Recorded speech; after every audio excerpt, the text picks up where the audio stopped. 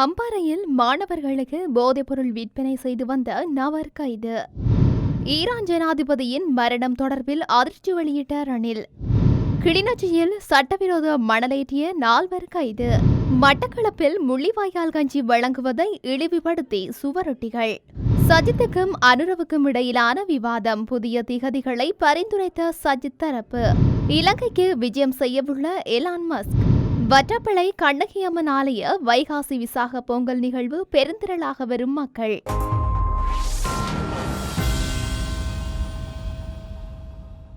அம்பாறை பெரிய நீலாவணையில் மாணவர்களுக்கு போதைப் பொருட்களை சூட்சுமமாக விற்பனை செய்து வந்த பேரின் சந்தேக நபர் ஒருவர் கைது செய்யப்பட்டுள்ளார். அம்பாறை மாவட்டம் பெரிய நீலாவணை போலீஸ் பிரிவிற்குட்பட்ட நகர்ப்புறத்தில் சந்தேகத்திற்கிடமான நபர் ஒருவர் நடமாடுவதாக போலீசாருக்கு தகவல் ஒன்று கிடைத்துள்ளது. இதன் அடிப்படையில் 24 வயதான சந்தேக நபர் ஒருவர் பெரிய நீலாவணை போலீசாரினால் கைது செய்யப்பட்டுள்ளார். இதன்போது கைது செய்யப்பட்டவரிடமிருந்து 2360 மில்லிகிராம் ஐஸ் போதைப் பொருள் கைப்பற்றப்பட்டுள்ளது. இதன் பின்னர் போலீசாரால் முன்னெடுக்கப்பட்ட விசாரணைகளில் குறித்த நபர் சூட்சுமமான முறையில் மாணவர்களுக்கு போதைப் பொருட்களை விற்பனை செய்து வந்துள்ளமை தெரிய வந்துள்ளது. இந்த நிலையிலேயே சந்தேக நபர் நீதிமன்றத்தில் முன்னிலைப்படுத்தப்பட்டு சட்ட நடவடிக்கைகள் மேற்கொள்ளப்படவுள்ளன.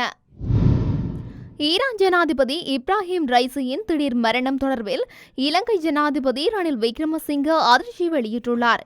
ஈரான் ஜனாதிபதி ரைசி மற்றும் அந்த நாட்டு அமைச்சர் உள்ளிட்ட சிலர் பயணித்த உலங்கு வானூர்தி திடீர் விபத்துக்குள்ளானதில் அதில் பயணித்த அனைவரும் உயிரிழந்துள்ளதாக அறிவிக்கப்பட்டுள்ளது.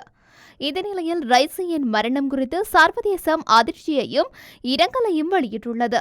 இந்த நிலையில் ஜனாதிபதி ரணில் விக்ரமசிங்க ரைசியின் திடீர் மரணம் குறித்து தனது உத்தியோகபூர்வ எக்ஸ் தளத்தில் இட்டுள்ள பதிவில் ஜனாதிபதி இப்ராஹிம் ரைசி வெளிவிவகார அமைச்சர் அமீர் அப்துல்ஹாயின் மற்றும் பல மூத்த ஈரானிய அதிகாரிகளின் துயர மரணத்தால் இலங்கை ஆழ்ந்த அதிர்ச்சியும் கவலையும் அடைந்துள்ளது. அவரை இழந்து வாடும் குடும்பத்தினருக்கும் அரசுக்கும் ஈரான் மக்களுக்கும் எனது ஆழ்ந்த அனுதாபங்களையும் ஆழ்ந்த இரங்கல்களையும் தெரிவித்துக் கொள்கின்றேன். எங்கள் எண்ணங்களுக்கும் பிரார்த்தனைகளுக்கும் மறைந்த ஈரான் ஜனாதிபதி ரைசியின் குடும்பத்தினருடனும் அன்புக்குரியவருடனும் உள்ளது என குறிப்பிட்டுள்ளார். கிளிநொச்சியில் அனுமதி பத்திரத்திற்கு முரணான வகையில் மணலேற்றிய குற்றச்சாட்டில் 4 டிப்பர்கள் சாரதிகள் கைது செய்யப்பட்டுள்ளனர். குறித்த கைது நடவடிக்கை கிளிநொச்சி தர்மபுரம் போலீஸ் பிரிவிற்குட்பட்ட கல்லாற்று பகுதியில் நேற்று இடம்பெற்றுள்ளது. தர்மபுரம் போலீசாருக்கு கிடைக்கப்பட்ட தகவலுக்கு அமைவாகவே மேற்கொள்ளப்பட்ட சுற்றி வளைப்பின் போது அனுமதி பத்திரத்திற்கு முரணான வகையில் மணலேற்றிய குற்றச்சாட்டில் 4 சந்தேக நபர்கள் இவ்வாறு கைது செய்யப்பட்டுள்ளனர். அத்துடன் சந்தேக நபர்கள் போலீஸ் விசாரணைகளின் பின்னர் பிணையில் விடுவிக்கப்பட்டுள்ளதோடு இந்த சம்பவம் தொடர்பான மேலதிக விசாரணை நடைபெற்று வருவதாகவும் தர்மபுரம் போலீசார் தெரிவித்துள்ளனர். மட்டக்களப்பில் முள்ளிவாய்க்கால் கஞ்சி வழங்குவதை இழிவுபடுத்தி மாவட்டத்தின் சில பகுதிகளில் சுவரொட்டிகள் ஒட்டப்பட்டுள்ளன.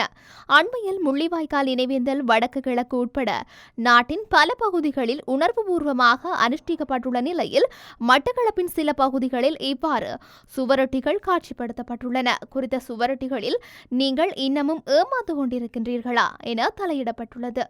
மேலும் வாருங்கள் கஞ்சி குடியுங்கள், எனக்கு மேலும் டாலர்களை பெற்று தாருங்கள், தமிழ் மக்களுக்கு துரோகம் செய்யும் டாலர் சேர்க்கும் கொள்கையில் நீங்களும் பங்களிக்கின்றீர்களா என்றவாற கருத்துக்கள் அந்த சுவரொட்டிகளில் இருந்துள்ளமை குறிப்பிடத்தக்கது. தமது கட்சியின் தலைவர் சஜித் பிரேமதாசவுக்கும் தேசிய மக்கள் சக்தியின் தலைவர் அனுரகுமார திசாநாயகவுக்கும் இடையிலான விவாதத்துக்கு ஐக்கிய மக்கள் சக்தி புதிய திகதிகளை பரிந்துரைத்துள்ளது. முன்னதாக தேசிய மக்கள் சக்தி சில திகதிகளை பரிந்துரைத்துள்ள போதும் அதற்குரிய பதில்கள் வழங்கப்படாத நிலையில் ஐக்கிய மக்கள் சக்தியின் நாடாளுமன்ற உறுப்பினர் நளின் பண்டார ஜெயமகா இந்த புதிய திகதிகளை பரிந்துரைத்துள்ளார். தேசிய மக்கள் சக்தியின் செயற்குழு உறுப்பினர் நலிந்த ஜெய்திசவிற்கு எழுதிய கடிதத்தில் அவர் இந்த திகதிகளை பரிந்துரைத்துள்ளார். இதன்படி 2 கட்சி தலைவர்களுக்கும் இடையிலான விவாதம் ஜூன் 3, 4, 5, 6 மற்றும் 7 திகதிகளிலும், பொருளாதார நிபுணர்கள் இடையான விவாதம் மே 27, 28, 29, 30 அல்லது 31 திகதிகளிலும் நடத்தப்படலாம் என்று நளின் பண்டார குறிப்பிட்டுள்ளார். இந்த நிலையில் குறித்த பரிந்துரைகளுக்கான பதில்கள் தேசிய மக்கள் சக்தியிடமிருந்து எதிர்பார்க்கப்படுகின்றன. உலகின் முன்னணி செல்வந்தர்களில் ஒருவரான எலான் மஸ்க் இலங்கைக்கு விஜயம் செய்ய உள்ளதாக தெரிவிக்கப்பட்டுள்ளது. ஜனாதிபதி ரணில் விக்ரமசிங்கவின் அழைப்பில் மஸ்க் ஏற்றுக்கொண்டுள்ளதாக தெரிவிக்கப்படுகின்றது. ஸ்டார்லிங் செய்மதி இணைய சேவையை ஆரம்பித்து வைப்பதற்காக மஸ்க் இலங்கை விஜயம் செய்ய உள்ளதாக கூறப்படுகின்றது. இந்தோனேஷியாவில் நடைபெறும் 10வது உலக நீர் உச்சி மாநாட்டில் ஜனாதிபதி ரணில் எலான் மஸ்கை சந்தித்து கலந்துரையாடியிருந்தார். எவ்வாறெனினும் மஸ்க் இலங்கை விஜயம் தொடர்பான திகதி தொடர்பான விடயங்கள் இதுவரை வெளியிடப்படவில்லை. முல்லைத்தீவு வற்றாப்பளை கண்ணகியம்மன் ஆலயத்தின் வைகாசி விசாக பொங்கல் விழா இடம்பெற்று வருகின்றது. இந்த நிகழ்விற்கான ஏற்பாடுகள் இன்று அதிகாலை 3 மணியிலிருந்து நடைபெற்று வருகின்றன. இதற்கமைய அதிகாலை தொடக்கம் பூஜைகள் நடத்தப்பட்டு வருவதுடன் மக்கள் பெருந்திரளாக வருகை தந்து தங்களது நேர்த்திக்கடன்களை செலுத்துகின்றனர். இதன்போது காவடி, பறவை காவடி மற்றும் பாட்சம்பு போன்ற நேர்த்திக்கடன்களினை நிறைவேற்றுவதில் பக்தர்கள் ஈடுபட்டு வருகின்றனர்.